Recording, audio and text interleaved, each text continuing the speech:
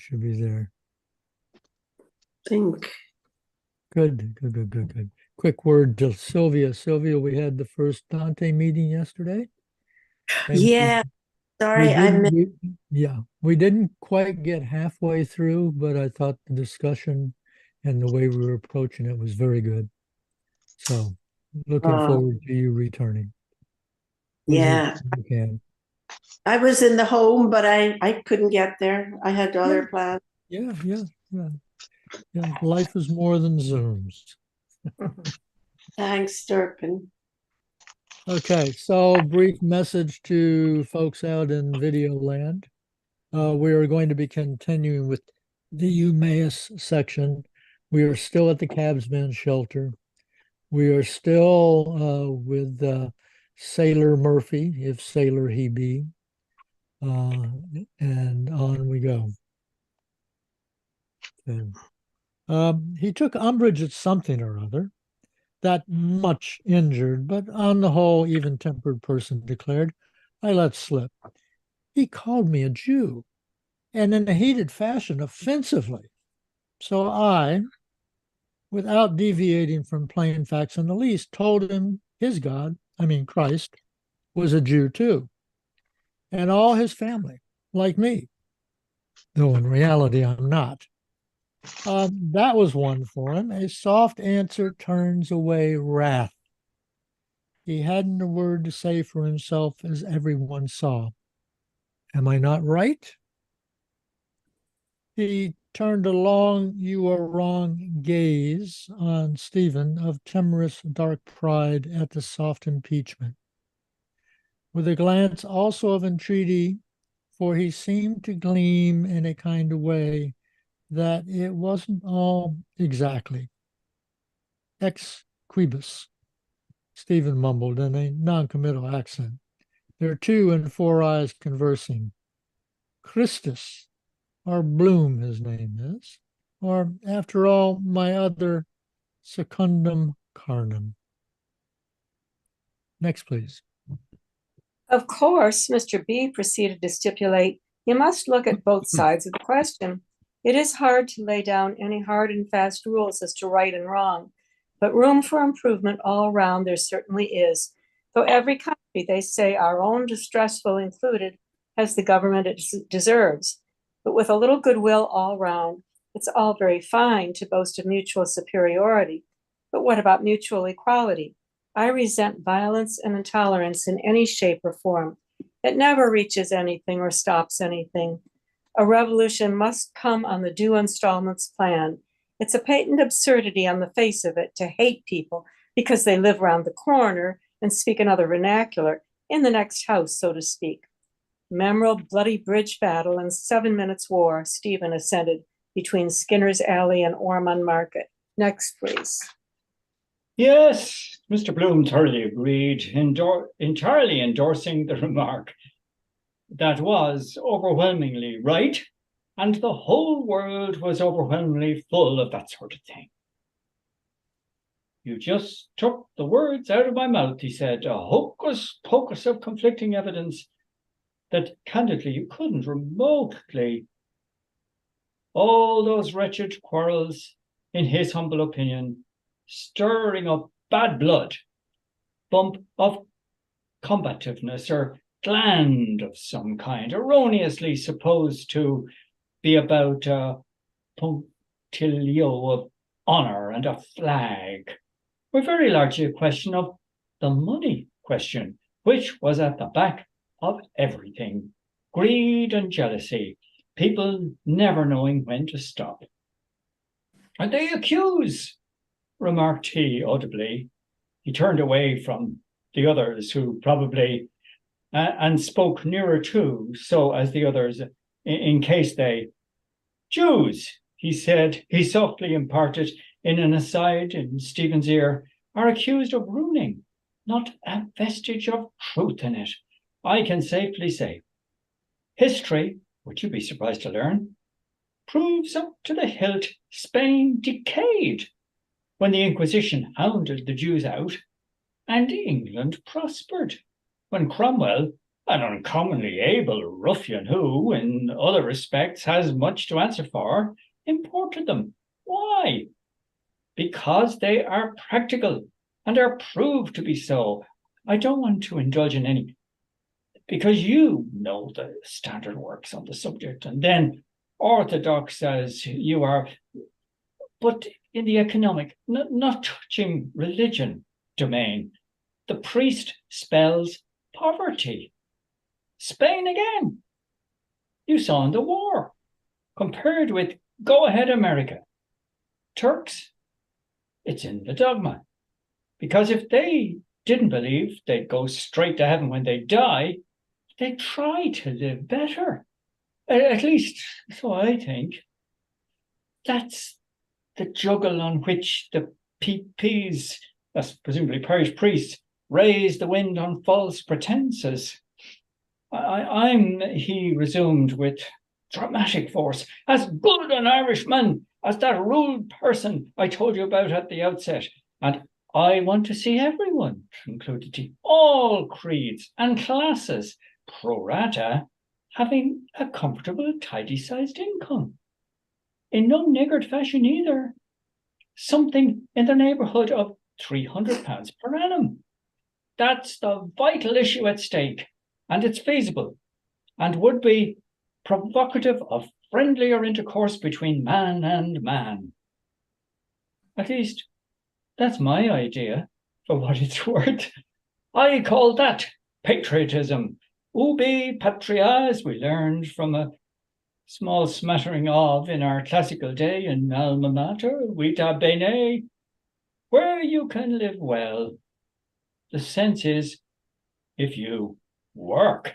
Next, please.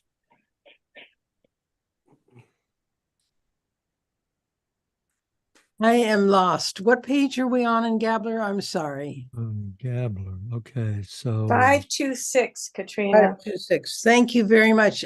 Catch me next time. Oh, thank you.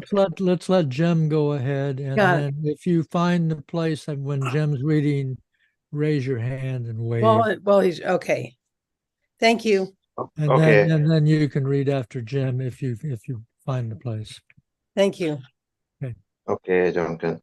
Over his untastable apology for a cup of coffee, listening to this synopsis of things in general, Stephen stared at nothing in particular. He could hear, of course, all kinds of words changing colour like those crabs about Ringsend in the morning, burrowing quickly into all colours of different sorts of the same sand, where they had a home somewhere beneath, or so seemed to. Then he looked up and saw the eyes that said or didn't say the words. The voice he heard said, if you work. Count me out, he managed to remark, meaning to work. The eyes were surprised at this observation because as he, the person who owned them pro tem observed, or rather his voice speaking did, all must work, have to, together.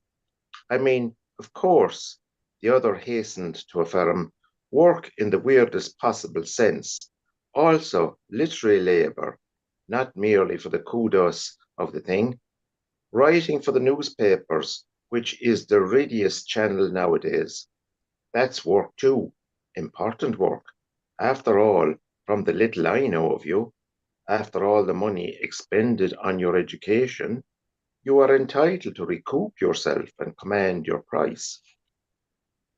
You have every bit as much right to live by your pen in pursuit of your philosophy as the peasant has. What?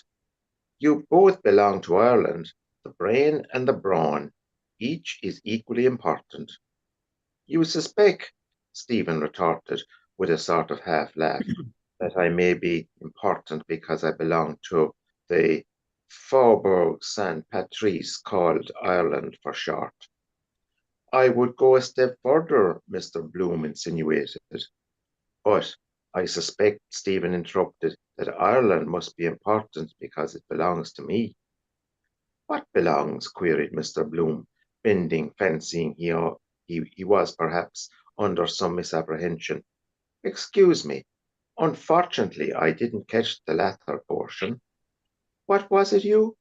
Stephen patiently cross-tempered repeated and shoved aside his mug of coffee, or whatever you like to call it, none too politely adding, "We can't change the country. Let us change the subject." As this pertinent suggestion, Mr. Bloom, to change the subject, looked down, but in a quandary as he couldn't tell exactly what the construction to put on belongings to which sounded rather a far cry. The rebuke of some kind was clearer than the other part. Needless to say, the fumes of his recent orgy spoke then with some asperity in a curious bitter way, foreign to his sober state. Probably his home life, to which Mr. Bloom attached the utmost importance, had not been all that was needed, or he hadn't been familiarized with the right sort of people.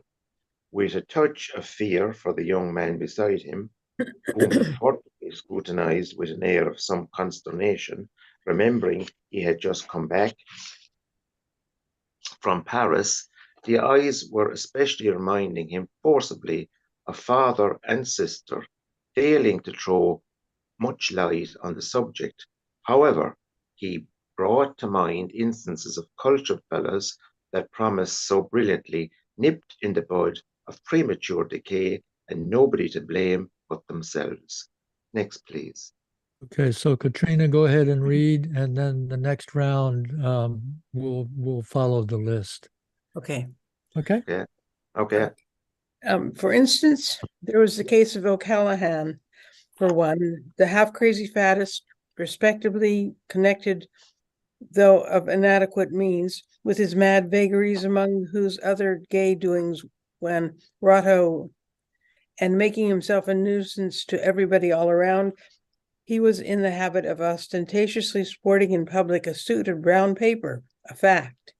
And then the usual denouement, after the fun had gone on fast and furious, he got landed into hot water and had to be spirited away by a few friends after a strong hint to a blind horse from John Mallon of Lower Castle Yard, so as not to be made amenable under Section 2 of the Criminal Law Amendment Act, certain names of those subpoenaed being handed in but not divulged, for reasons which will occur to anyone with a pick of brains.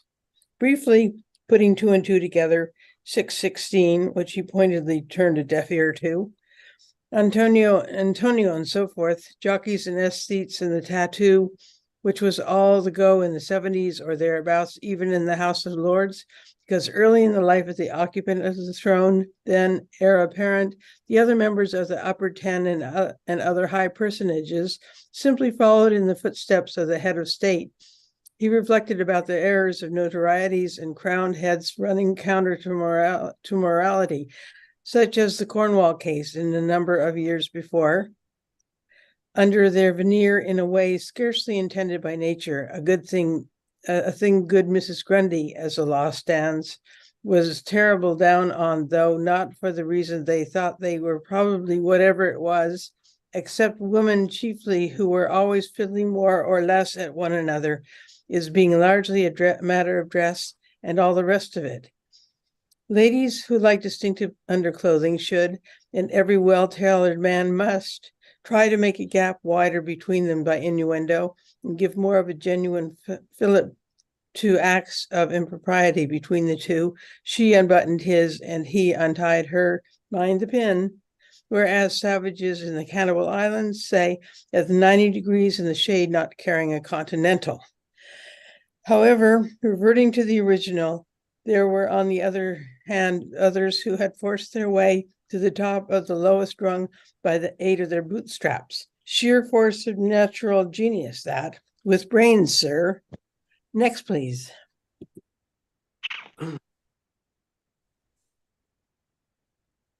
You just muted yourself, Morley. You got to turn your microphone on. There you go. For which and further reasons he felt it was interest and duty even to wait on and profit by the unlooked-for occasion, though why, he could not exactly tell, being, as it was, already several shillings to the bad, having in fact let himself in for it. Still, to cultivate the acquaintance of someone of no uncommon caliber who could provide food for reflection would amply repay any small. Intellectual stimulation, such as was, he felt from time to time, a first-rate tonic for the mind, added to which was the coincidence of meeting, discussion, dance, row, old sort, of the here today and gone tomorrow type, night loafers, the whole galaxy of events, all went to make up a miniature cameo of the world we live in, especially as the lives of the submerged tenth, viz. Coal miners, divers, scavengers, etc., were very much under the microscope lately. To improve the shining hour, he wondered whether he might meet with anything approaching the same luck as Mr. Philip Beaufoy, if taken down in writing. Suppose he were to pen something out of the common groove, as he fully intended doing, at the rate of 1 guinea per column. My experiences, let us say, in a cabman's shelter. Next, please. The pink edition, extra sporting, of the Telegraph, telegraphic lie, lay, as luck would have it, beside his elbow, and as he was just puzzling again, far from satisfied, over a country belonging to him, and the preceding rebus, the vessel, came from Bridgewater, and the postcard was addressed to A. Boudin, find the captain's age. His eyes went aimlessly over the respective captions which came under his special province. The all-embracing Give Us This Day Our Daily Press. First, he got a bit of a start, but it turned out to be the only something about somebody named H. Du Bois, agent for typewriters or something like that. Great Battle, Tokyo. Love-making in Irish, £200 damages. Gordon Bennett. Emigration swindle. Letter from His Grace, William Ascot, throwaway. Recalls Derby of '92 when Captain Marshall's dark horse, Sir Hugo, captured the blue ribbon at long odds. New York disaster, 1,000 lives lost. Foot and mouth, funeral of the late Mr. Patrick Dignam. But to change the subject, he read about Dignam, or IP, which he reflected was anything but a gay send-off. This morning, Hines put it in, of course, the remains of the late Mr. Patrick Dignam were removed from his residence, number 9 Newbridge Avenue, Sandymount, for interment in Glasnevin. The deceased gentleman was the most popular and genial personality in city life, and his demise after a brief illness came as a great shock to citizens of all classes by whom he is deeply regretted. The obsequies at which many friends of the deceased were present were carried out, certainly Hines wrote it with a nudge from Corney, by Messrs. H.J. O'Neill and Son, 164 North Strand Road. The mourners included Patrick Dignam, son, Bernard Corrigan, brother-in-law, John Henry Menton, solicitor, Martin Cunningham, John Power, Eaton Diff, 1/8 Ador Dorador Duradora, must be where it will be called Monk's The Day Father about Keys' ad. Thomas Kernan, Simon Dedalus, Stephen Dedalus, B.A., Edward J. Lambert, Cornelius Kelleher, Joseph Maxey, Hines, L. Bloom, C.P. McCoy, McIntosh, and several others. Nettled Lotta Little by L. Bloom, as it incorrectly stated, and the line or bitched type, but tickled to death simultaneously by C.P. McCoy and Stephen Dedalus, B.A., who are conspicuous, needless to say, by their total absence, to say nothing of McIntosh. L. Bloom pointed it out to his companion, B.A., engaged in stifling another yawn, half nervousness, not forgetting the usual crop of nonsensical howlers of misprints. Next, please. Is that first epistle to the Hebrews, he asked, as soon as his bottom jaw would let him, in text, open thy mouth and put thy foot in it? It is really, Mr. Bloom said. although first he fancied he alluded to the archbishop till he added about foot and mouth, with which there could be no possible connection. Overjoyed to set his mind at rest and a bit flabbergasted at Miles Crawford's, after all, managing the thing there. While the other was reading it on page 2, Boom, who gave him for the nonce his new misnomer, whiled away a few odd leisure moments in fits and starts with the account of the third event at Ascot on page 3, his side value 1,000 sovereigns, with 3,000 sovereigns in specie added for entire colts and fillies. Mr. F. Alexander's throwaway, B.H., by right away, 5 years, 9 stone 4 pounds. Sorale, W. Lane, 1 Lord Howard de Walden's infidel, M. Cannon, 2 Mr. Bass's scepter, 3 betting 5-4 on Zinfantel, 20-1 on throwaway, off. Throwaway and Zinfantel stood close order.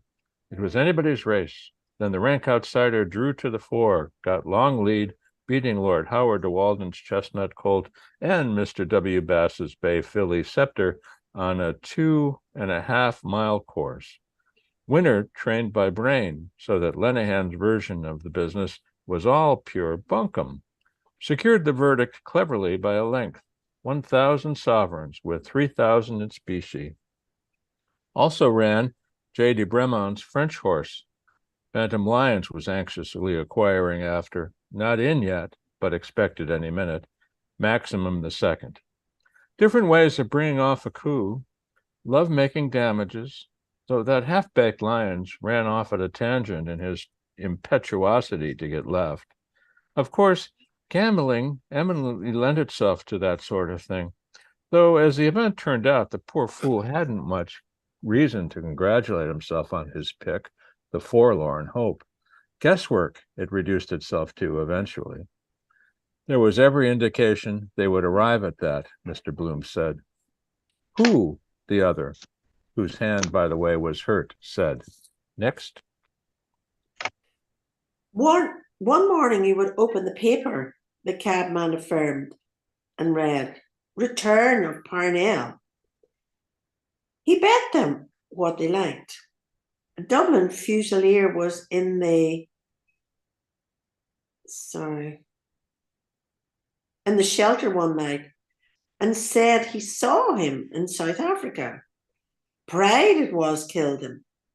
He ought to have done away with himself or lain low for a time after committee room number 15 until he was his old self again, with no one to point the finger at him. Then they would all to a man have gone down on their marrow-bones to him and come back when he had recovered his senses. Dead he wasn't, simply absconded somewhere. The coffin they brought over was full of stones. He changed his name to Duet, the Boer general. He made a mistake to fight the priests, and so on, and so forth, and so on. All the same, Bloom, properly so dubbed, was rather surprised at their memories, for in 9 cases out of 10, it was a case of tar barrels, and not singly, but in their thousands, then complete oblivion, because it was 20-odd years. Highly unlikely, of course, there was any shadow of truth in the stones. And even supposing he thought a return highly inadvisable, all things considered. Something evidently riled them in his death. Either he petered out too tamely of acute pneumonia just when his various different political arrangements were nearing completion, or whether it transpired he owed his death to his having neglected to change his boots and clothes after a wetting when a cold resulted, and failing to consult a specialist, he'd been confined to his room till he eventually died of it amid widespread regret before a fortnight. was at the end, or quite possibly they were distressed to find the job was taken out of their hands. Of course, nobody being acquainted with his movements even before, there was absolutely no clue as to his whereabouts, which were decidedly of the Alice, where art thou order, even prior to starting to go under several aliases, such as Fox and Stewart, so that the remark which emanated from a friend, Cabby, might be within the bounds of possibility. Naturally, then, it would prey on his mind as a born leader of men, which undoubtedly he was. And a commanding figure, a 6-footer, or at any rate 5'10" or 11 in his stocking feet, where Monsieur so-and-so, who, though they weren't even a patch on the former man, ruled the roost after the redeeming features were very few and far between.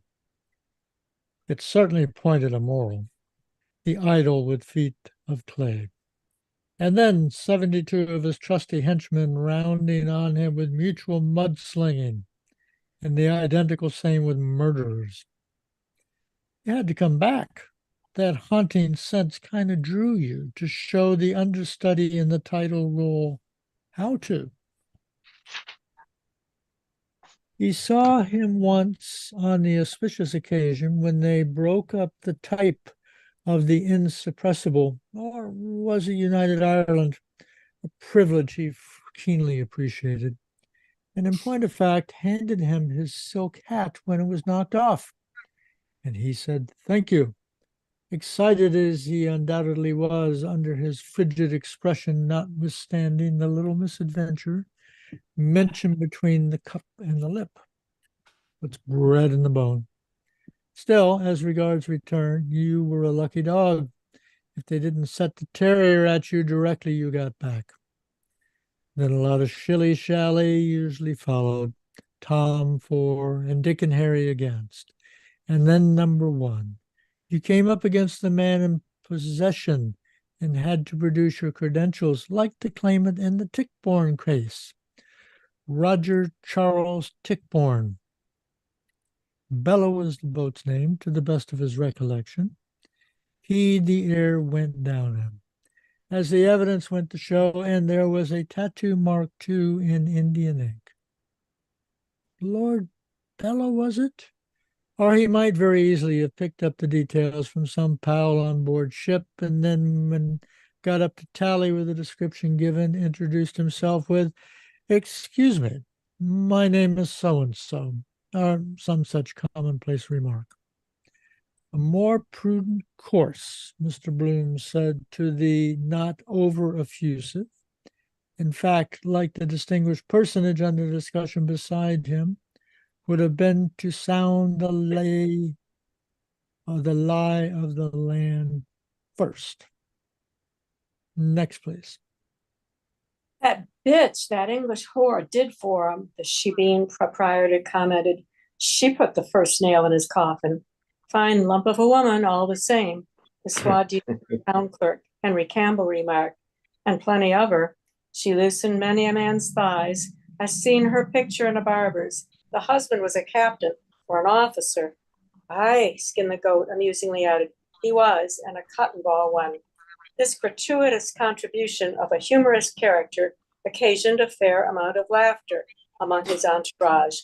As regards Bloom, he, without the faintest suspicion of a smile, merely gazed in the direction of the door and reflected upon the historic story which had aroused extraordinary interest at the time, when the facts, to make matters worse, were made public with the usual affectionate letters that passed between them, full of sweet nothings.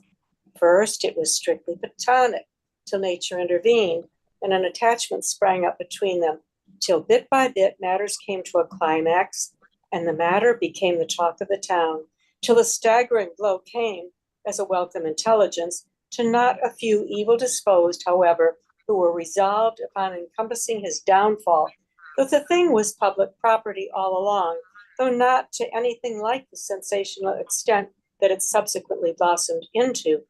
Since their names were coupled, though, since he was her declared favorite, where was the particular necessity to proclaim it to the rank and file from the housetops? The fact, namely, that he had shared her bedroom, which came out in the witness box on oath, when a thrill went through the packed court, literally electrifying everybody in the shape of witnesses swearing to have witnessed him on such and such a particular date in the act of scrambling out of an upstairs apartment with the assistance of a ladder in night apparel, having gained admittance in the same fashion, a fact the weeklies, addicted to the lubric a little, simply coined shoals of money out of. Next, please. Whereas the simple fact of the case was, it was simply a case of the husband not being up to the scratch, with nothing in common between them beyond the name, and then a real man arriving on the scene, strong to the verge of weakness, falling victim to her siren charms and forgetting home ties. The usual sequel. To bask in the loved one's smiles, the eternal question of the life connubial, needless to say, cropped up. Can real love, supposing there happens to be another chap in the case, exist between married folk? Though it was no concern of theirs, absolutely, if he regarded her with affection, carried away by a wave of folly. A magnificent specimen of manhood he was, truly, augmented obviously by gifts of a high order as compared with the other military supernumerary, that is, who was just the usual everyday "farewell, my gallant captain" kind of individual in the light dragoons, the 18th Hussars to be accurate, and inflammable doubtless, the fallen leader, that is, not the other, in his own peculiar way, which she, of course, woman, quickly perceived as highly likely to carve his way to fame, which she almost bid fair to do till the priests and ministers of the gospel as a whole, his erstwhile staunch adherents and his beloved evicted tenants, for whom he had done yeoman service in the rural parts of the country, by taking up the cudgels on their behalf in a way that exceeded their most sanguine expectations,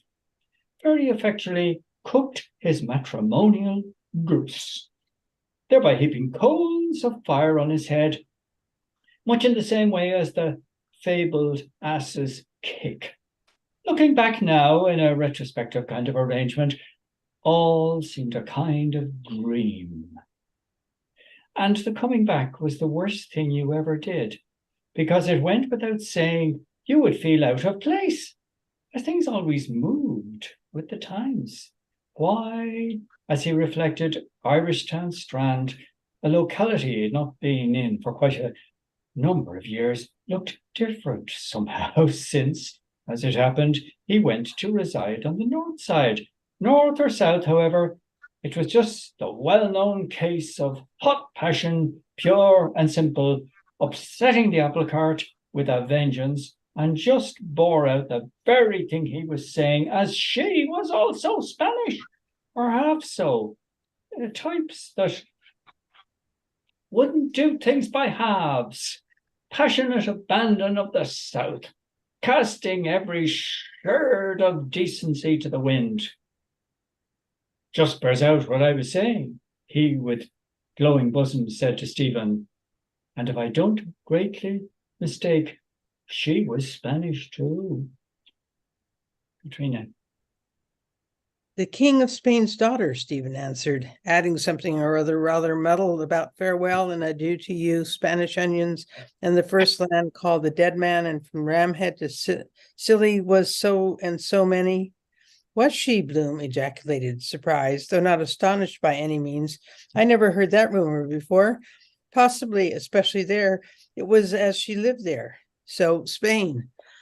Carefully avoiding a book in his pocket sweets of, which reminded him, by the by, of that Capel Street library book out of date, he took out his pocketbook and, turning over various contents it contained, rapidly, finally, do you consider, by the by, he said thoughtfully, selecting a faded photo which he laid on the table. That a Spanish type?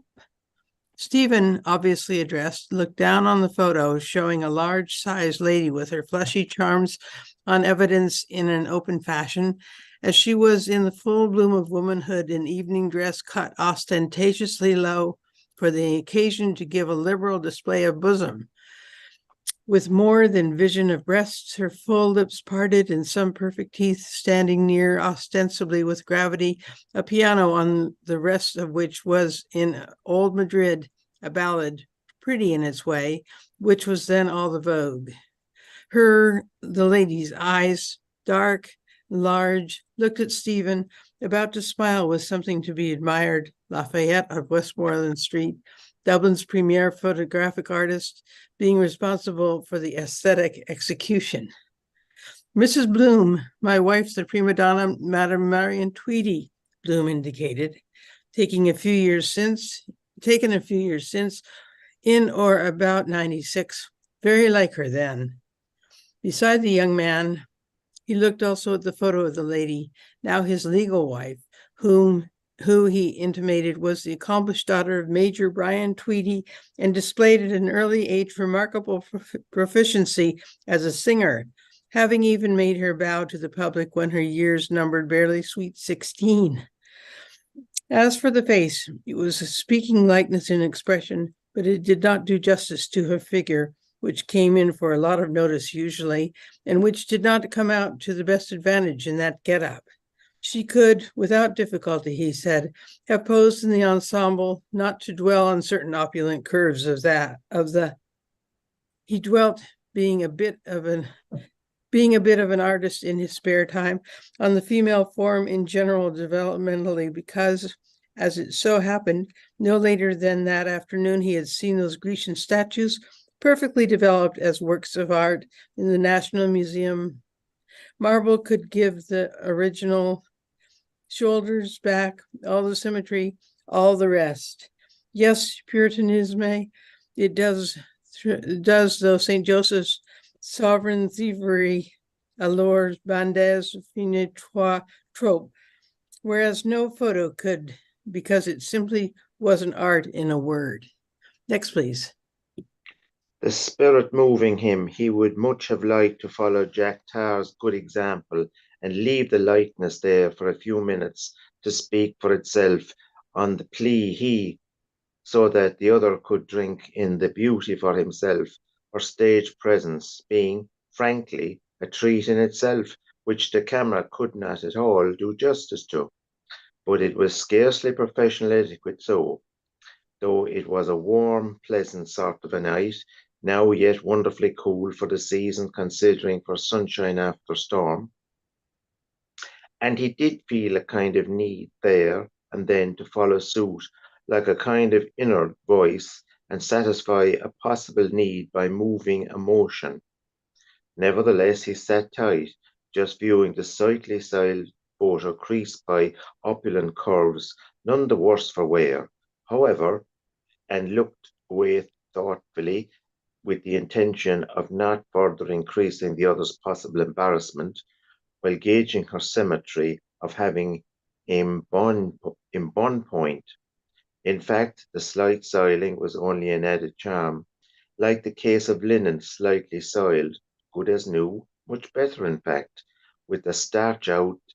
Suppose she was gone when I looked for the lamp, which she told me came into his mind, but merely as a passing fancy of his, because he then recollected the morning littered bed, etc., and the book about Ruby with Meet Him Pike houses stick it is, which must have fell down sufficiently appropriately beside the domestic chamber pot, with apologies to Linley Murray. The vicinity of the young man he certainly relished, educated, distinguished, and impulse into the bargain, far and away the pick of the bunch, though he wouldn't think he had it in him. Yet you would, because he said the picture was handsome, which, say what you like, it was, though at the moment she was distinctly stouter. And why not? An awful lot of make-believe went on about that sort of thing, involving a lifelong slur with the usual splash page of letterpress about the same old matrimonial tangle, alleging misconduct with professional golfer or the newest stage favourite, instead of being honest and above board about the whole business. How they were fated to meet, and an attachment sprang up between the two so that their names were coupled in the public eye was told in court with letters containing the habitual mushy and compromising expressions, leaving no loophole to show that they openly cohabited 2 or 3 times a week at some well-known seaside hotel, and relations, when the thing ran its normal course, began in due course intimate. Next, please. Then the decree nisi and the king's proctor to show cause why, and he failing to quash it, nisi was made absolute. But as for that, the two misdemeanants, wrapped up as they largely were in one another, could safely afford to ignore it, as they very largely did, till the matter was put in the hands of a solicitor, who filed a petition for the party wronged in due course. He, Bloom, enjoyed the distinction of being close to Erin's uncrowned king in the flesh when the thing occurred on the historic fracas, when the fallen leaders, who notoriously stuck to his guns to the last drop, even when clothed in the mantle of adultery, leaders, trusty henchmen to the number of 10 or a dozen, or possibly even more than that, penetrated into the printing works of the insuppressible, or no, it was United Ireland, a by no means by-the-by appropriate appellative, and broke up the type cases with hammers or something like that, all on account of some scurrilous effusions from the facile pens of the O'Brienite scribes at the usual mudslinging occupation, reflecting on the erstwhile tribune's private morals. Next, please. Though palpably a radically altered man, he was still a commanding figure, though carelessly garbed as usual, with that look of settled purpose which went a long way with the shilly-shalliers, till they discovered to their vast discomfiture that their idol had feet of clay, after placing him upon a pedestal, which she, however, was the first to perceive. As those were particularly hot times in the general hullabaloo, Bloom sustained a minor injury from a nasty prod of some chap's elbow in the crowd that of course congregated, lodging someplace about the pit of the stomach, fortunately not of a grave character. His hat, Parnell's, was inadvertently knocked off, and as a matter of strict history, Bloom was the man who picked it up in the crush after witnessing the occurrence, meaning to return it to him, and return it to him he did with the utmost celerity, who, panting and hatless, and whose thoughts were miles away from his hat at the time, being a gentleman born with a stake in the country, he is a matter of fact having gone into it more for the kudos of the thing than anything else. What's bred in the bone, instilled into him in infancy at his mother's knee, in the shape of knowing what good form was, came out at once, because he turned round to the donor and thanked him with perfect aplomb, saying, "Thank you, sir," though in a very different tone of voice from the ornament of the legal profession, whose headgear Bloom also set to rights earlier in the course of the day, history repeating itself with a difference. After the burial of a mutual friend, when they had left him alone in his glory, after the grim task of having committed his remains to the grave. On the other hand, what incensed him more inwardly was the blatant jokes of the cabmen and so on, who passed it all off as a jest, laughing immoderately, pretending to understand everything, the why and the wherefore, and in reality not knowing their own minds, it being a case for the two parties themselves, unless it ensued that the legitimate husband happened to be party to it, owing to some anonymous letter from the usual boy Jones, who happened to come across them at the crucial moment in a loving position, locked in one another's arms, drawing attention to their illicit proceedings and leading up to a domestic rumpus, and the erring fair, one begging forgiveness of her lord and master upon her knees, and promising to sever the connection and not receive his visits any more, if only the aggrieved husband would overlook the matter and let bygones be bygones, with tears in her eyes, as quite possibly there were several others. He personally, being of a skeptical bias, believed, and didn't make the smallest bones about saying so either, that man or men in plural were always hanging around on the waiting list about a lady, even supposing she was the best wife in the world. And they got on fairly well together, for the sake of argument, when, neglecting her duties, she chose to be tired of wedded life and was on for a little flutter in polite debauchery to press their attentions on her with improper intent. The upshot being that her affections centered on another, the cause of many liaisons between still attractive married women getting on for fair and 40 and younger men. No doubt as several famous cases of feminine infatuation proved up to the hills. Next, please.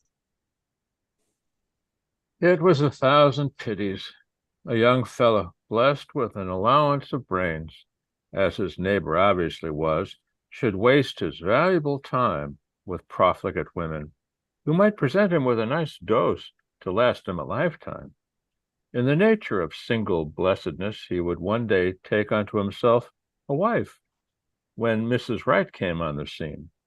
But in the interim, lady society was a conditio sine qua non, though he had the gravest possible doubts, not that he wanted in the smallest to pump Stephen about Miss Ferguson, who was very possibly the particular lodestar who brought him down to Irishtown so early in the morning, as to whether he would find much satisfaction basking in the boy and girl courtship idea and the company of smirking misses without a penny to their names, buy or try weekly with the orthodox preliminary canter of complimenting and walking out, leading up to fond lovers' ways and flowers and chalks.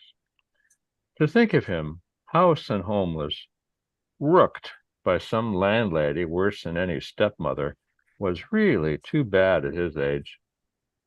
The queer, suddenly things he popped out with attracted the elder man, who was several years the other's senior, or like his father. But something substantial he certainly ought to eat, were it only an egg cup made up of unadulterated material, nutriment, or failing that, the homely Humpty Dumpty's boiled. At what o'clock did you dine? He questioned the slim form and tired, though unwrinkled face. Sometime yesterday, Stephen said. Yesterday, exclaimed Bloom, till he remembered it was already tomorrow, Friday. I mean, it's after 12. The day before yesterday, Stephen said, improving on himself. Literally astounded at this piece of intelligence, Bloom reflected. Though they didn't see eye to eye in everything, a certain analogy there somehow was, as if both their minds were traveling, so to speak, in the one train of thought. At his age, when dabbling in politics roughly some score of years previously, when he had been a quasi-aspirant to parliamentary honors in the Buckshot Foster days, he too recollected in retrospect, which was a source of keen satisfaction itself, he had a sneaking regard for those same ultra ideas. For instance, when the evicted tenants question, then at its first inception, bulked largely in people's minds, though, it goes without saying, not contributing a copper or pinning his faith absolutely to its dictions, some of which he wouldn't exactly hold water, he, at the outset in particular at all events, was in thorough sympathy with peasant possession, as voicing the trend of modern opinion a partiality, however, which, realizing his mistakes, he was subsequently partially cured of, and even was twitted with going a step further than Michael Davitt in the striking views he at one time inculcated as a back to the lander, which was the reason he strongly resented the innuendo put upon him in so barefaced a fashion at the gathering of the clans in Barney Kernan's, so that he, though often considerably misunderstood, and the least pugnacious of mortals, be it repeated, departed from his customary habit to give him, metaphorically, one in the gizzard. Though, so far as politics themselves were concerned, he was only too conscious of the casualties invariably resulting from propaganda and displays of mutual animosity, and the misery and suffering it entailed as a foregone conclusion on a fine young fellow's chiefly destruction of the fattest. In a word, next, please. Anyhow, upon weighing up the pros and cons, getting on for one, as it was high time to be retiring for the night. The crux was that it was too risky to bring him home, as eventualities might possibly ensue. Somebody having a temper of her own sometimes, and spoil the hash together, as on the night he misguidedly brought home a dog, breed unknown, with a lame paw.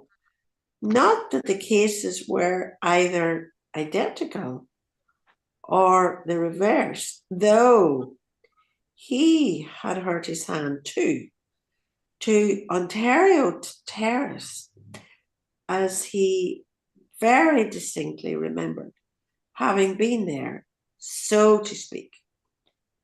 On the other hand, it was altogether far and away too late for the Sandymount or Sandy Coast suggestion, so that he was in some perplexity as to which of the two alternatives. Everything pointed to the fact that it behoved him to avail himself of the full of the opportunity, all things considered. His initial impression was he was a shade standoffish, or not over effusive, but it grew on him some way. For one thing, he mightn't what you call jump at the idea if approached. And what mostly worried him was that he didn't know how to lead up to it or to word it exactly. Supposing he did entertain the proposal, as it would afford him very great personal pleasure if he would allow him to help to put coin in his way or some wardrobe, if he found it suitable. At all events, he wound up by concluding, eschewing for the nonce hideout precedent, a cup of Epps cocoa and a shakedown for the night, plus the use of a rug or two and an overcoat doubled as pillow. At least he would be in safe hands, and as warm as toast on the trivet. He failed to perceive any very vast amount of harm in that, always with the proviso, no rumpus of any sort was kicked up. A move had to be made because that merry old soul, the grass widower in question, who appeared to be glued to the spot, didn't appear in any particular hurry to wed his way home to his dearly beloved Queenstown, and it was highly likely some Spongers body house of retired beauties, where age was no bar off Sheriff Street Lower, would be the best clue to that equivocal character's whereabouts for a few days to come, alternatively racking their feelings. The mermaids, with 6-chamber with 6-chamber revolver antidotes verging on the tropical, calculated to freeze the marrow-bone of anybody's bones and mauling their large-sized charms between whiles with rough and tumble gusto to the accompaniment of large potations of poaching and the usual blarney about himself, for as to who he in reality was, let X equal my right name and address, as Mr. Algebra remarks passing. Sorry, that sentence was so long. Okay. At the same time, he inwardly chuckled over his repartee to the blood and hounds champion about his God being a Jew. People could put up with being bitten by a wolf, but what properly riled them was a bite from a sheep. The most vulnerable point, too, of tender Achilles. Your God was a Jew, because mostly they appeared to imagine he came from Carrick-on-Shannon or somewhere about in the country Sligo. I propose, our hero eventually suggested, after mature reflection, while prudently pocketing her photo, as it's rather stuffy here, you just come with me and talk things over. My diggings are quite close in the vicinity. You can't drink that stuff. Wait, I'll pay this lot. The best plan clearly being to clear out. The remainder being plain sailing, he beckoned, while prudently pocketing the photo to the keeper of the shanty, who didn't seem to. Yes, that's the best, he assured Stephen, to whom for the moment of that brazen head or him or anywhere else in the world was all more or less. All kinds of utopian plans were flashing through his, Bloom's, busy brain. Education, the genuine article, literature, journalism, prize tidbits up to the date billing, hydros and concert tours in England, watering resorts, packed with theaters, turning money away. Duets in Italian with the accent perfectly true to nature, and a quantity of other things. No necessity, of course, to tell the world and his wife and the housetops about it, and a slice of luck. An opening was all was wanted, because he more than suspected he had his father's voice to bank his hopes on, which was quite on the cards he had, so it would just as well, by the way, no harm, to trail the conversation in the direction of that particular red herring, just to. Next. The cabby read out of the paper he had got hold of that the former Viceroy, Earl Cadogan, had presided at the Cab Drivers Association dinner in London somewhere. Silence with a yawn or two accompanied this thrilling announcement.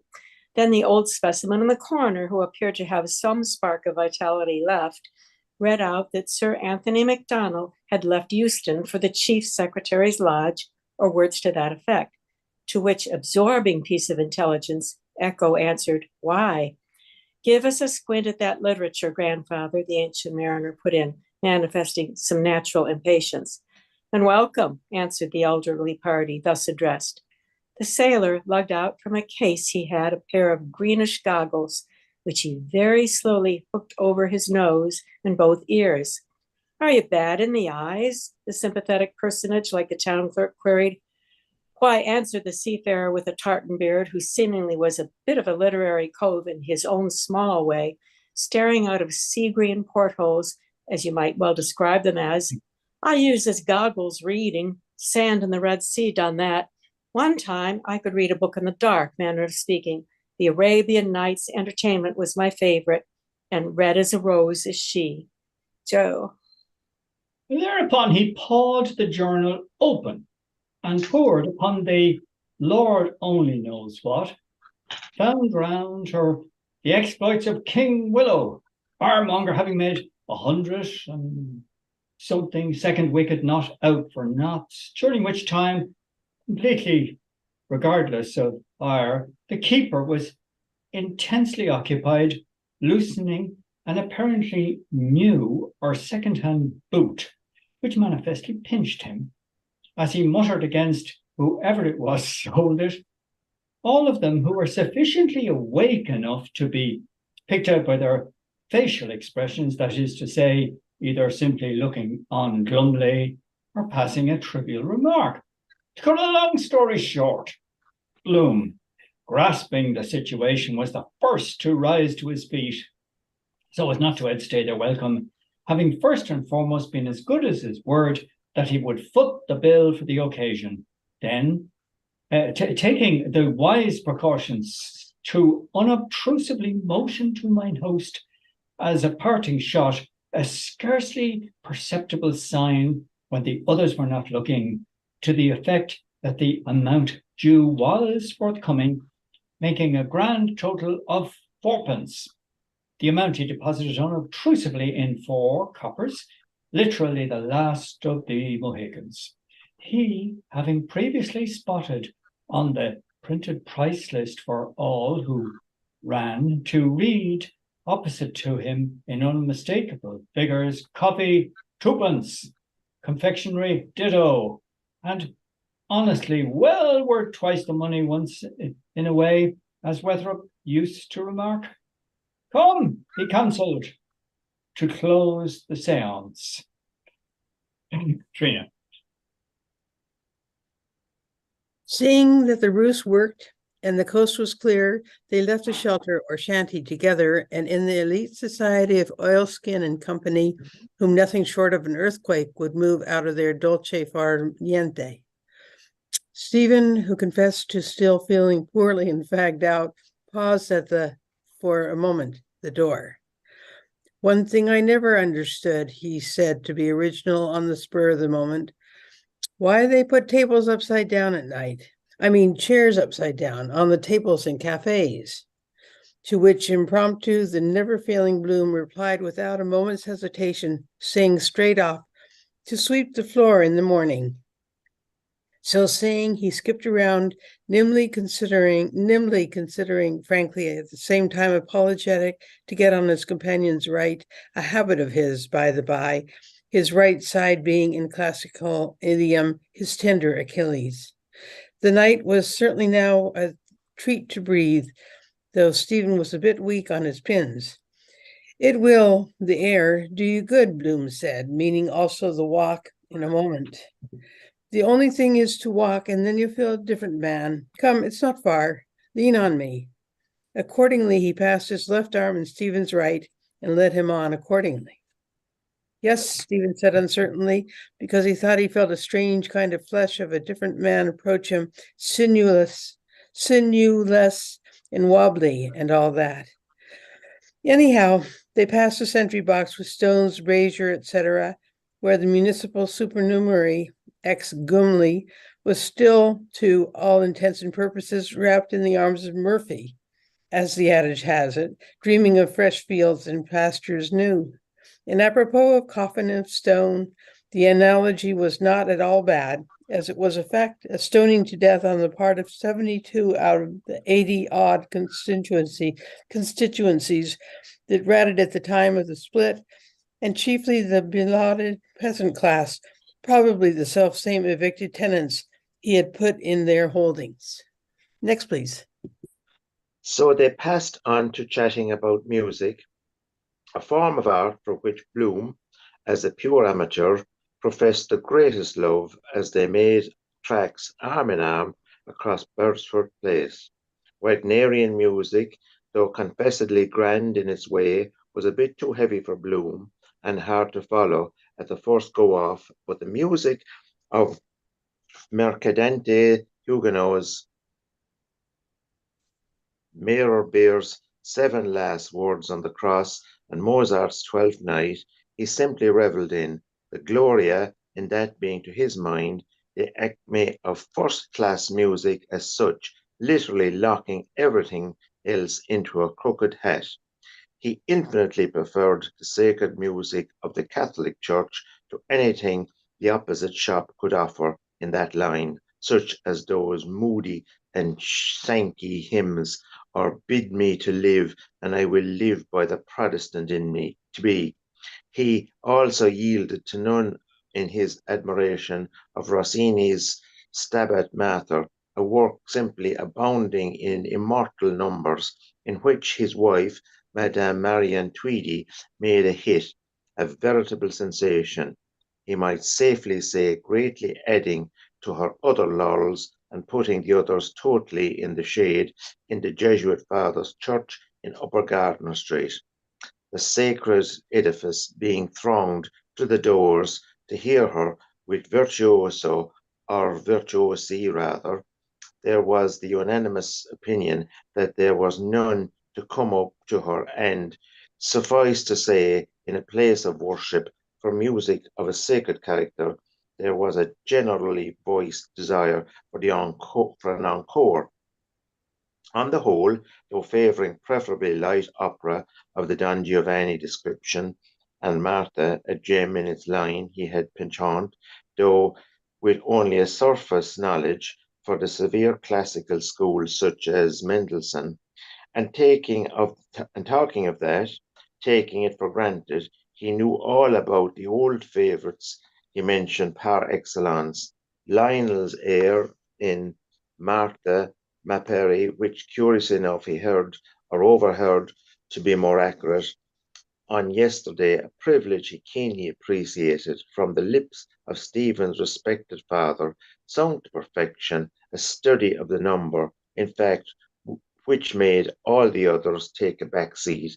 Stephen, in reply to a politely put query, said he didn't, but launched out into praises of Shakespeare's songs, at least of it, or about that period, the lutenist of Shakespeare's songs, at least, or in all about that period, the lutenist Dowland, who lived in Fettered Lane near Gerard the herbalist, who amo ludendo hausi dubilandus, an instrument he had contemplatively purchasing from Mr.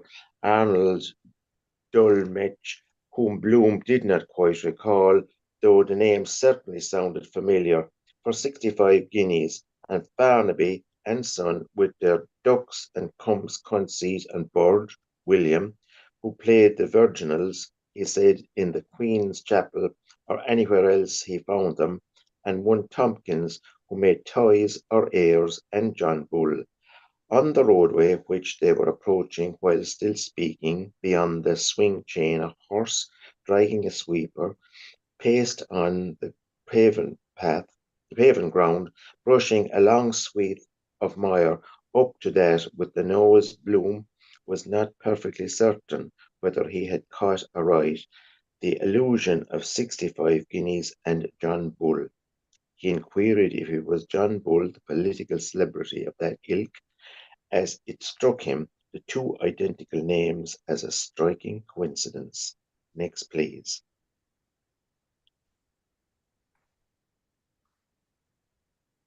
By the chains, the horse slowly swerved to turn, which, perceiving Bloom, who was keeping a sharp lookout as usual, plucked the other's sleeve gently, jocosely remarking, "Our lives are in peril tonight. Beware of the steamroller." They thereupon stopped. Bloom looked at the head of a horse not worth anything like 65 guineas, suddenly evident in the dark quite near, so that it seemed new, a different grouping of bones and even flesh, because palpably it was a forewalker, a hip shaker, a black buttocker, a tail dangler, a head hanger, putting his hind foot foremost, the while the lord of his creation sat on the perch, busy with his thoughts. But such a good, poor brute, he was sorry he hadn't a lump of sugar, but, as he wisely reflected, you could scarcely be prepared for every emergency that might crop up. He was just a big, foolish, nervous, noodly kind of a horse, without a second care in the world. But even a dog, he reflected, Take that mongrel in Barney Kiernan's, of the same size, would be a holy horror to face. But it was no animal's fault in particular if he was built that way, like the camel, ship of the desert, distilling grapes into protein in his hump. 9/10 of them all could be caged or trained, nothing beyond the art of man, barring the bees. Whale with a harpoon hairpin, alligator, tickle the small of his back, and he sees a joke. Chalk a circle for a rooster, tiger, my eagle eye. These timely reflections anent the brutes of the field occupied his mind, somewhat distracted from Stephen's words, while the ship of the street was manoeuvring, and Stephen went on about the highly interesting ode. Next, please. What's this I was saying? Ah, yes. My wife, he intimated, plunging in medias res, would have the greatest of pleasure in making your acquaintance, as she is passionately attached to music of any kind. He looked sideways in a friendly fashion at the side face of Stephen, image of his mother, which was not quite the same as the usual blackguard type they unquestionably had an indubitable hankering after, as he was perhaps not that way built. Still, supposing he had his father's gift, as he more suspected, it opened up new vistas in his mind, such as Lady Fingal's Irish Industries concert on the preceding Monday, and aristocracy in general. Exquisite variations he was now describing on air. Youth Here Has End by Jans Peter Sweeling, a Dutchman of Amsterdam, where the Fraus come from. Even more, he liked an old German song of Johannes Jeep about the clear sea and the voice of sirens, sweet murderers of men, which boggled Bloom a bit. Van Sirenen Listigkeit, Tundi Poten Dicten. These opening bars he sang and translated extempore. Bloom, nodding, said he perfectly understood and begged him to go on by all means, which he did. A phenomenally beautiful tenor voice like that, the rarest of boons, which Bloom appreciated at the very first note he got out, could easily, if properly handled by some recognized authority on voice production, such as Barraclough, and being able to read music into the bargain, command its own price, where baritones were 10 a penny, and procure for his fortunate possessor in the near future an entree into fashionable houses in the best residential quarters of financial magnates in a large way of business and titled people, where, with his university degree of BA, a huge ad in its way, and gentlemanly bearing to all the more influence, the good impression he would infallibly score a distinct success, being blessed with brains, which also could be utilized for the purpose, and other requisites, if his clothes were properly attended to, so as to the better worm his way into their good graces, as he, a youthful tyro in society's senatorial niceties, hardly understood how a little thing like that could militate against you. It was, in fact, only a matter of months, and he could easily foresee him participating in their musical and artistic conversaciones during the festivities of the Christmas season for choice, causing a slight flutter in the dovecoats of the fair sex, and being made a lot of by ladies out for sensation, cases of which, as he happened to know, were on record. In fact, without giving the show away, he added once upon a time, if he cared to, could easily have. Next, please. Added to which, of course, would be the pecuniary emolument, by no means to be sneezed at, going hand in hand with his tuition fees. Not, he parenthesized, that for the sake of filthy lucre he need necessarily embrace the lyric platform as a walk of life for any lengthy space of time, but a step in the required direction it was, beyond yea or nay, and both monetarily and mentally it contained no reflection on his dignity in the smallest, and it often turned in uncommonly handy to be handed a check at a much needed moment when every little helped. Besides, though taste latterly had deteriorated to a degree, original music like that, different from the conventional rut, would rapidly have a great vogue, as it would be a decided novelty for Dublin's musical world after the usual hackneyed run of catchy tenor solos foisted on a confiding public by Ivan St. Austell and Hilton St. Just and their genus omne. Yes, beyond a shadow of a doubt, he could, with all the cards in his hand, and he had a capital opening to make a name for himself and win a high place in the city's esteem, where he could command a stiff figure, and looking ahead, give a grand concert for the patrons of the King Street house, given a backer up, if one were forthcoming, to kick him upstairs, so to speak. A big if, however. With some impetus of the go-ahead sort to obviate the inevitable procrastination which often tripped up too much fetid prince of good fellows, and it need not detract from the other by one iota, as being his own master, he would have heaps of time to practice literature in his spare moments, when desirous of so doing, without its clashing with his vocal career or containing anything derogatory whatsoever, as it was a matter for himself alone. In fact, he had the ball at his feet, and that was the very reason why the other, possessed of a remarkably sharp nose for smelling a rat of any sort, hung on to him at all. Next, please. The horse was just then, and later, at a propitious opportunity, he proposed, Bloom did, without anyway prying into his private affairs on the full step in where Angel's principle, advising him to sever his connection with a certain budding practitioner who, he noticed, was prone to disparage and, even to a slight extent, with some hilarious pretext, when not present, deprecate him, or whatever you like to call it, which in Bloom's humble opinion threw a nasty sidelight on that side of a person's character, no pun intended. The horse, having reached the end of his tether, so to speak, halted and, rearing high a proud feathering tail, added his quota by letting fall on the floor, which the brush would soon brush up and polish, 3 smoking globes of turds, slowly 3 times, one after another, from a full crupper he mired. And humanely, his driver waited till he or she had ended, patient in his silent car.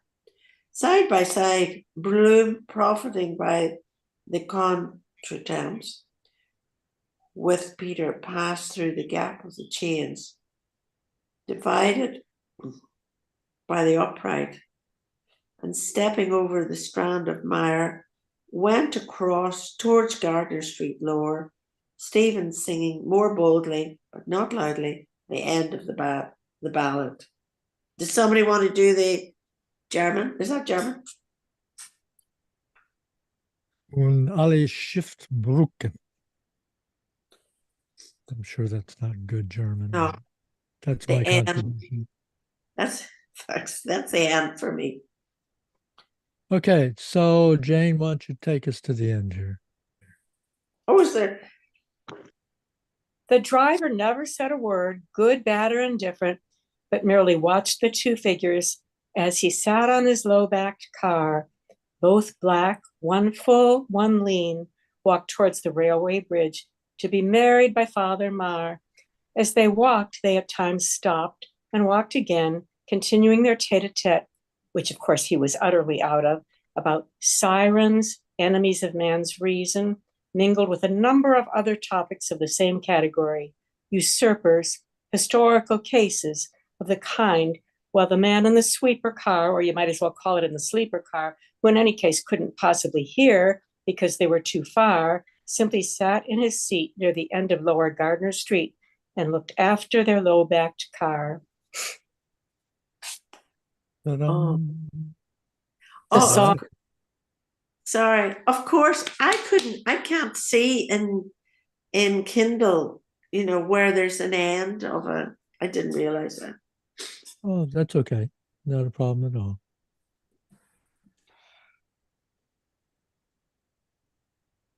You look like you're getting ready to say something, but you are on mute.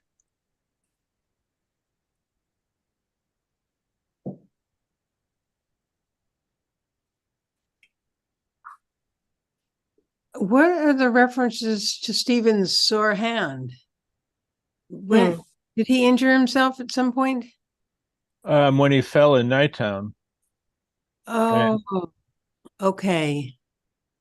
When the soldier knocked him down? Yeah. Oh, okay. Mhm. Thank you. Well, where did you see that here? I don't remember that here.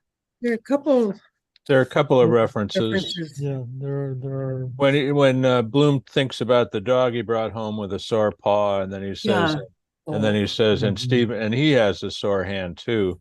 He says it's not the same thing, but well, he does have a sore hand, so it's similar. Okay, thanks. But I think there's at least one other reference. There's another one too where some allusion to Stephen, but it doesn't say it's him. Mm-hmm. The person with the sore hand or something like that. Well, you may notice that in this section, that every once in a while, I think Joyce knows that the pronouns are becoming a little difficult, so he actually said, Bloom said, or Stephen blah, to kind of give us a few little stable stones to realize where we are.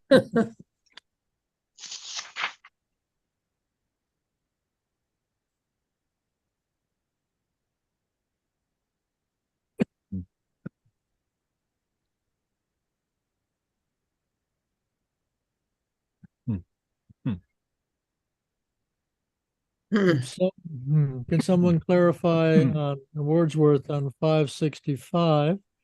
And they had this reference to some Sponger's body house of retired beauties off Sheriff Street Lower.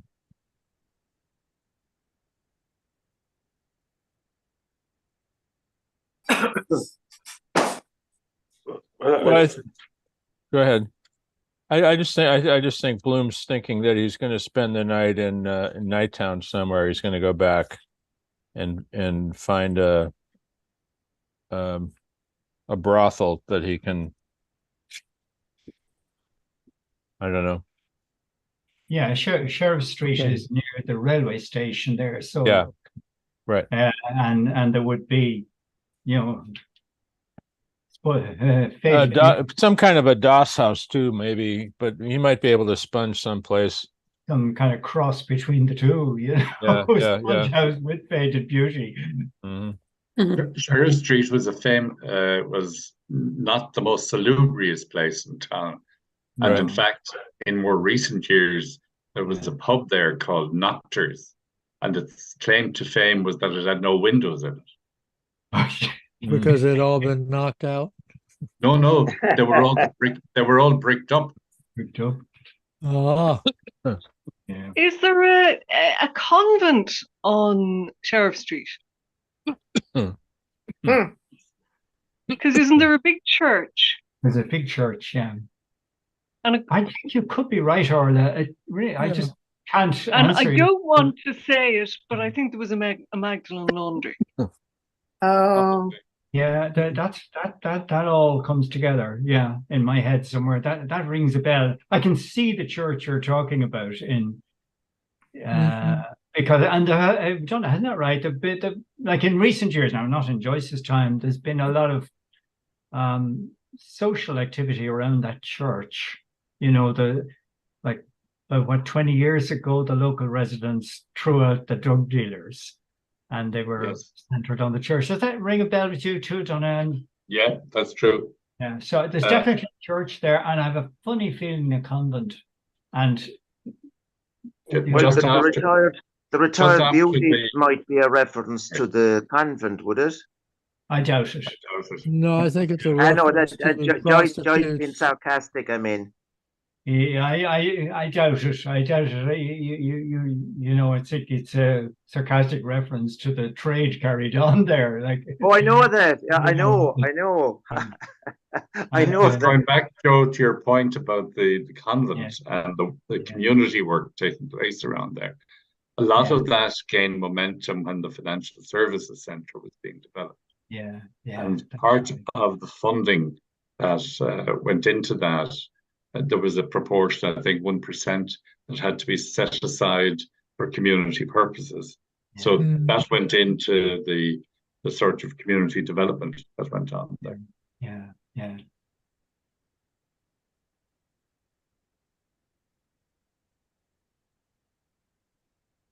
So you think just to be real simplistic about it, that maybe the some sponger is referring to some churchmen of some sort? Oh no, I think if you let your mind drift like that, you'd need to anchor it to something Joyce has written. You know, you might as well, you know, like you just say,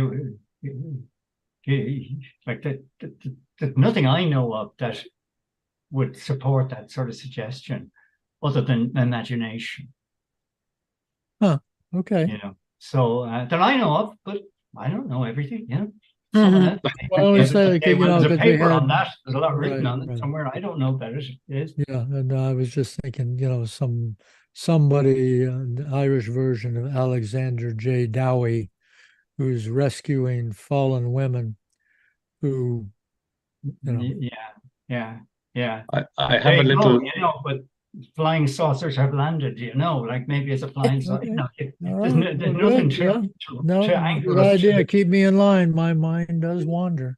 Yeah. Well, it's just that. Coming back to the convent that Orla inquired Yeah. about, Yeah. I have a reference here which says Sister Geraldine Byrne of the Convent of the Sisters of Charity, which now houses the Oasis Counselling Centre, provided us with a large room where we could set up our studio. The Sisters of Charity opened their doors to the residents of Sheriff Street on the 19th of November, 1882, and have been supporting the community ever since. So there's something in what you're saying, Orla. That's it. There we go. There's an anchor. That comes from the National Museum under the heading Our Irish Heritage. Yeah, but it's a very respected establishment. Yeah. You know, there's nothing to tie that to a spongy bawdy house in Ulysses. You know, I'd say that's the denizen of the brothel he's referring to. it's the brothels all around the place there. Yeah. Okay.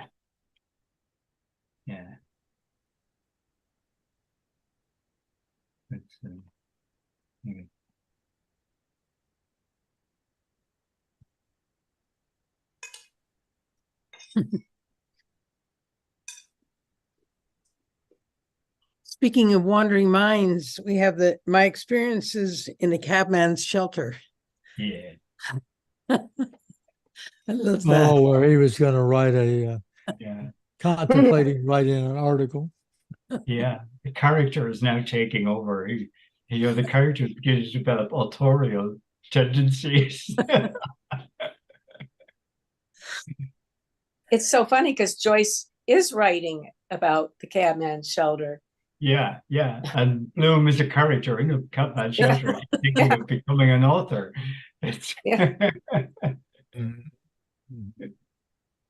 On page 560, there's about 3/4 way down, there's a reference to Lafayette of Westmoreland Street, Dublin's premier photographic artist. Lafayette's are still in Dublin. I don't remember if they're in Westmoreland Street or not, but there's still a Lafayette photographers in Dublin. Name, yeah.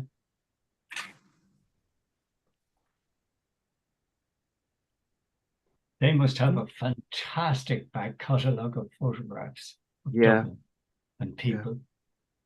Okay, so you're saying that the Lafayette photographic studio is still there. Is that right? It is. It is, Duncan. Yes. Mm-hmm.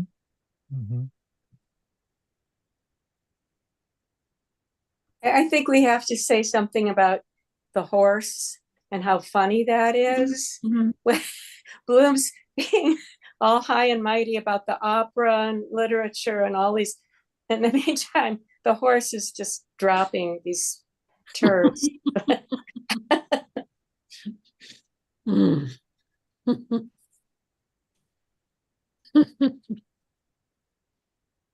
Which will bring us back to that little scene much earlier where Bloom is trying to get out and away from people so he can fart. Exactly. He's a very polite man. Unlike the horse. Yes.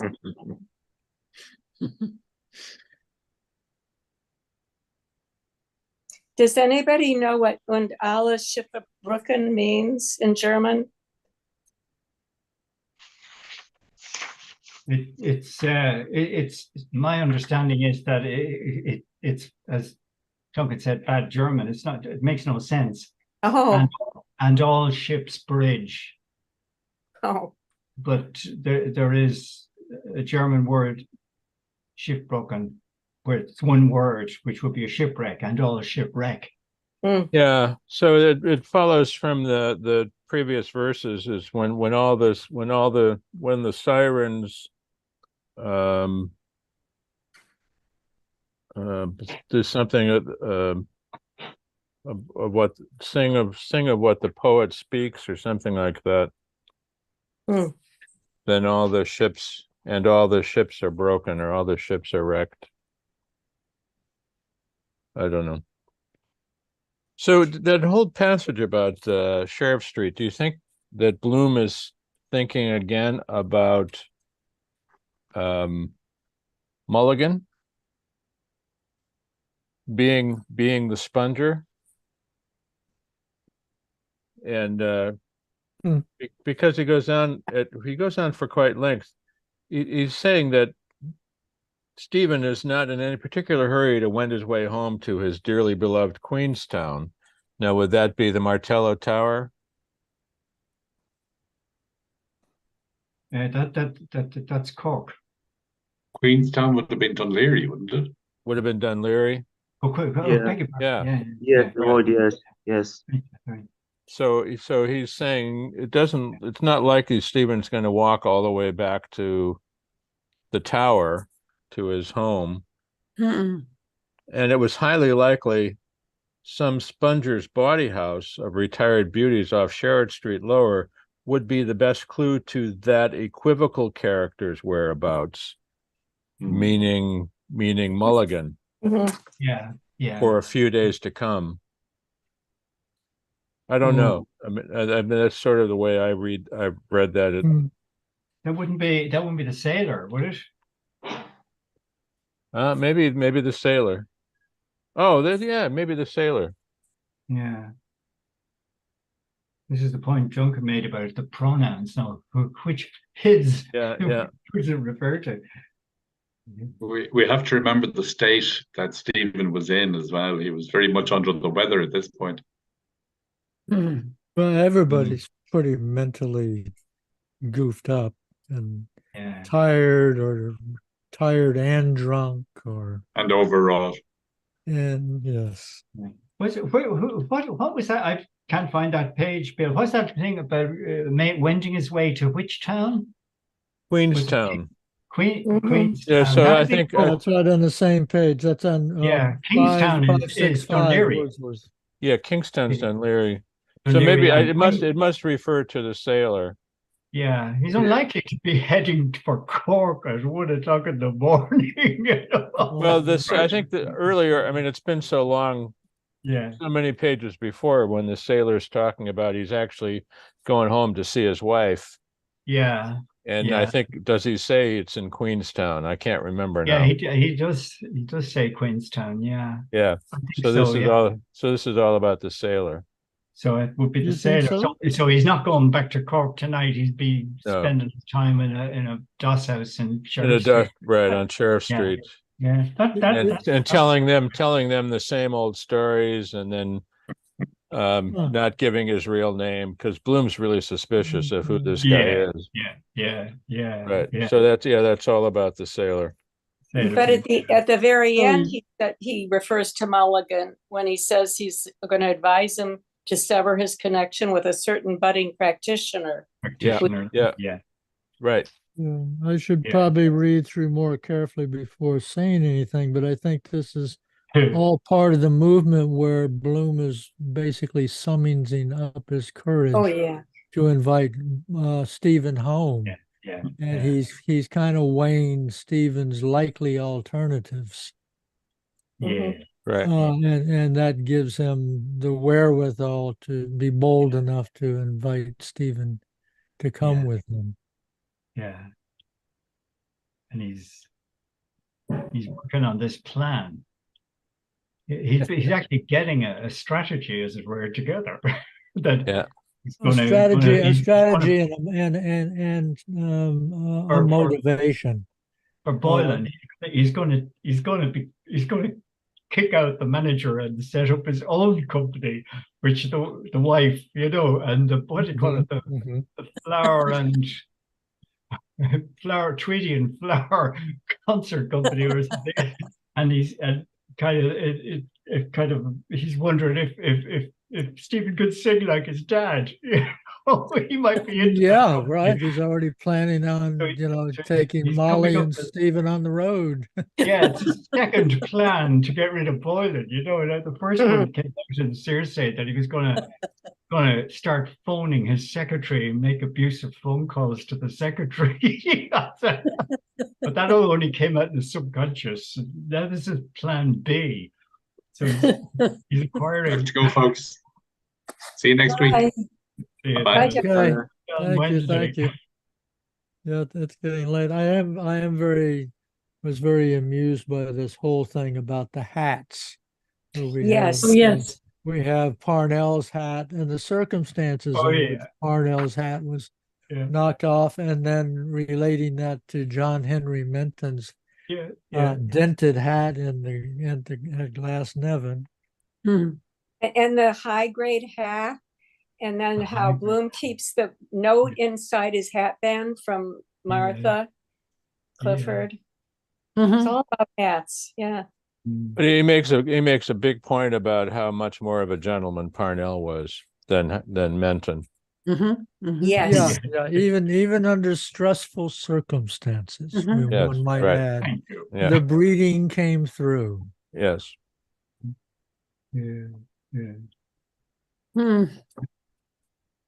Is it also a lament? Like, is it also a lament for constitutional nationalism? Or that, like, imaginary? Like, are they not quite awake, but when people start drinking and then they get mournful? Yeah. Some do, Some do, yeah. Going back to the if only. Yeah. But Bloom hasn't really been drinking. He's tired. Yeah, tired and stress of knowing of Molly's affair, and reminiscing about Rudy's death, and his father's death. I mean, he's pretty knocked about. Yeah, but it's a very good point. That it's a kind of a pining for constitutional nationalism. Because with Parnell, it died. And it ties in with the whole theme of Duncan's describing. There's two good ones there, Is a lament is a good word.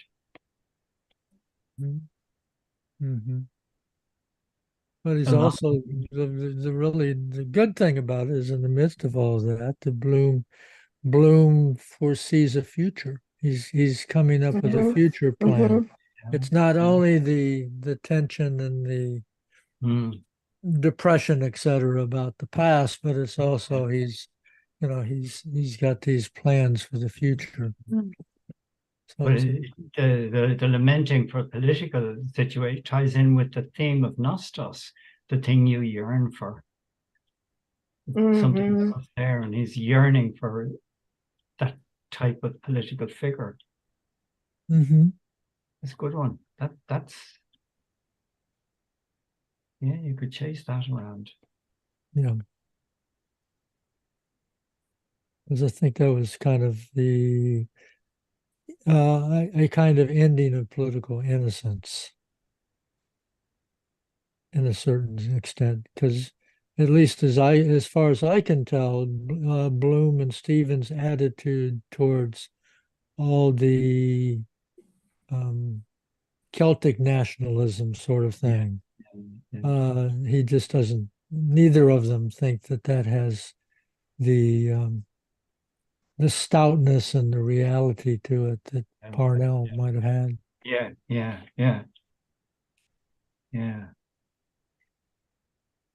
Very interesting to find that message in it, given the time it was written, what was going on. Yeah, because there's I won't go into it, but there's a lot of lamenting going on in the United States right now Hmm. of that same sort. It's like we have woken up to realize that we are very much embedded in world history, that we are not the exception. Yeah. Yeah. And so there's a lot of okay, well now that we're aware of that, what do we do? What can we do? Yeah.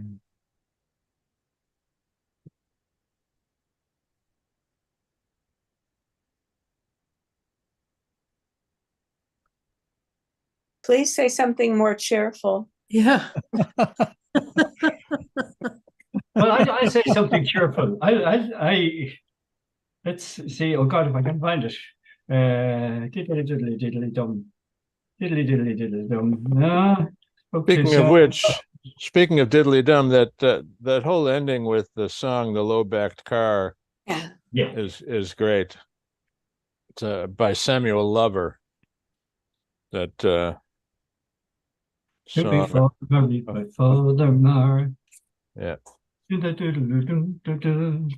Yeah.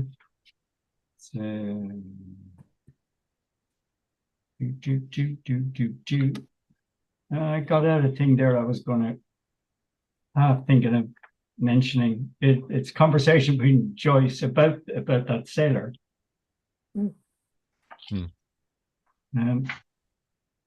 But I have lost it.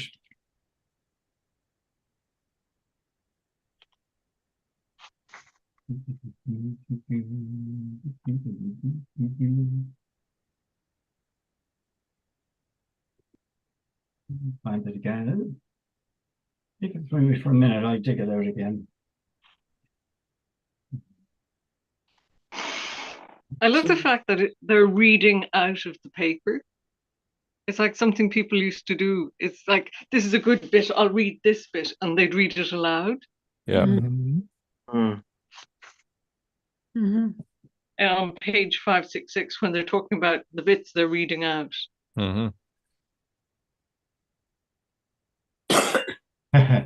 Yeah, that's true. Here, this is it. This is the Frank Budgeon was a close friend of James Joyce in Zurich.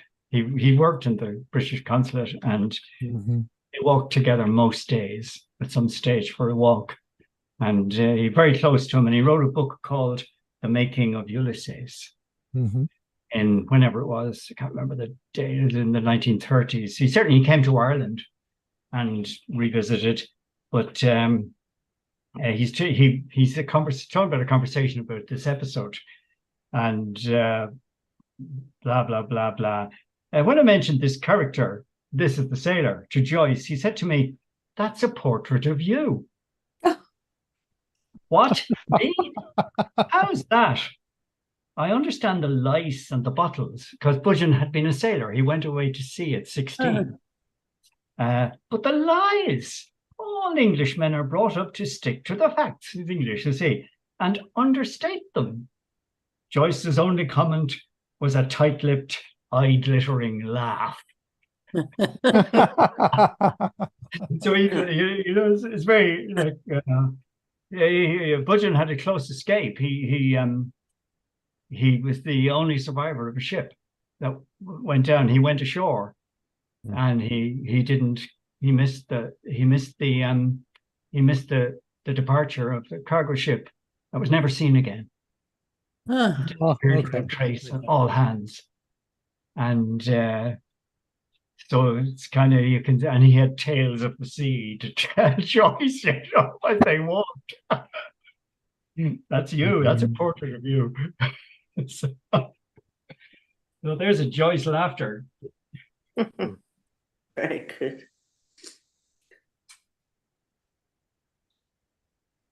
Yeah. Yep.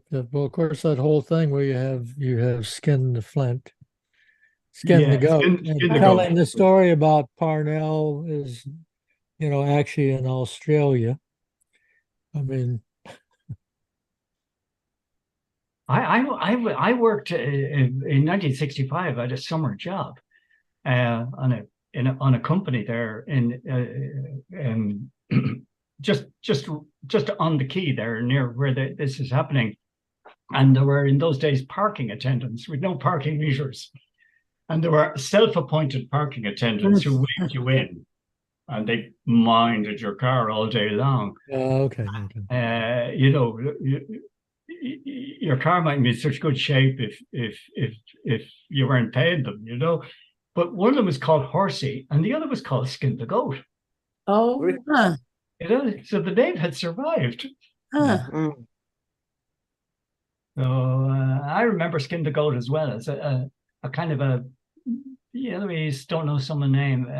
Who's someone scored in a football match or something. Who was in goal? Was that Skin the Goat in goal?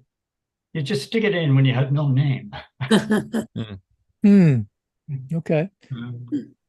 And can you remind me maybe of where of the meaning of Skin the Goat? I mean, I know who in the the faintest idea of its origin. Well, Skin the Goat was the name appears in that song, The Manto. Skin the Goat was a Fenian, and I don't think he was one of the guys that was involved in Phoenix Park murder, but the guy who dobbed him in, I think, was Skin the Goat that murdered the guy who dobbed in the Phoenix Park murderers. Right. He was in that history, my understanding is that he was the cabman who took the murderers into the park and dropped them off, and then went elsewhere and parked. And they were supposed to come back and meet his cab after the deed was done, and he was going to drive them off. That's my memory of it. But it's such an interesting name. It's almost like the scapegoat, where they would skin a goat, and they would put it on a particular person who would act as the scapegoat in the village, and then the villagers would chase him and throw rocks and try to hit him with a stick. So I always thought it meant to fleece someone, like a sheep, to fleece someone. So if someone was, it was like to skin the goat was, you say you were gambling and somebody cheated and took all your money, or so you're saying that the parking attendant guy was protecting the cars, and he'd get as much money as possible from you for protecting the cars all day, because if you didn't give him the money, he'd wreck the car. It's protection racket. Low level protection racket. But I like your explanation there, Aura, because I do believe that one expression for a sucker is the person is the goat.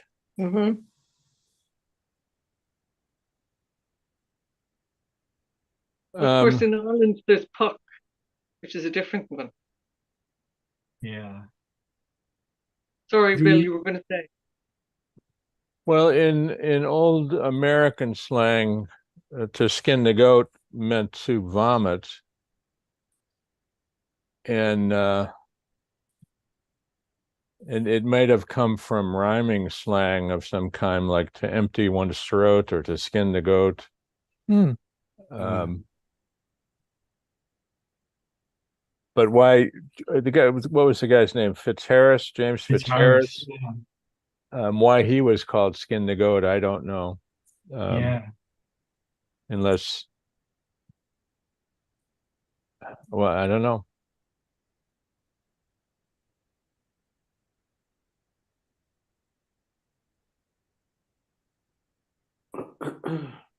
Hmm. I don't think there's. I mean, there's the expression. There are many ways to skin a cat, but I don't think it's ever skin a goat or skin the goat. But I mean, that's what barons are made from: goat skin. Yeah. That's Yeah. right. Yeah. Oh, that's interesting. So Different types of drums. yeah. So what's a lambeg made from? A Yeah. little a lamb, a little lamb, maybe, because it beg would be little lamb, Yeah. Lambiog. lambiog. Yeah. Skin the goat.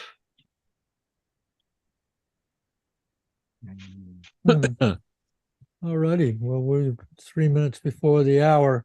Hmm. Shall we conclude that we have done what we can today? Mhm. Yeah. Okay. Great. All right. So next Thursday is Thanksgiving.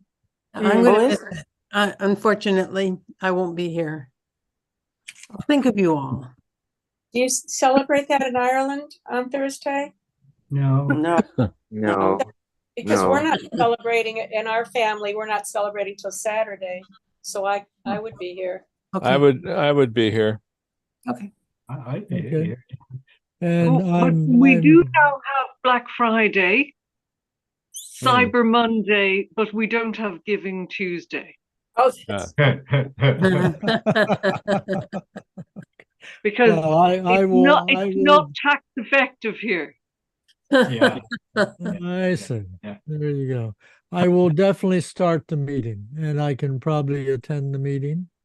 Yeah. So if you show up, there will be a meeting, and you know, whatever will happen is what will happen. thank you, Duncan. Sounds good. Thanks, Duncan. Thanks. Good Okay. night. Good Thank you night. all. Happy very Thanksgiving, kindly. Thank you, everybody. everybody. Yes. Thank you, Duncan. Thank you very much, everyone. Beautiful reading. Thank you Happy all. Thanksgiving. What's it, 470 what years now? Don't know. No, Sorry. nowhere near. The first one. The first one was knows? what? Well, when they came off the 200, Mayflower, and they had the 250 first, years ago, 250 years ago, maybe. I thought it was 400 and something years ago. We're a teenage country. That's why we're so horrible. We're we're a very immature country. Yes. Still going through adolescence. Adolescent phase. Good night. Good night. Good Yeah. night. Bye.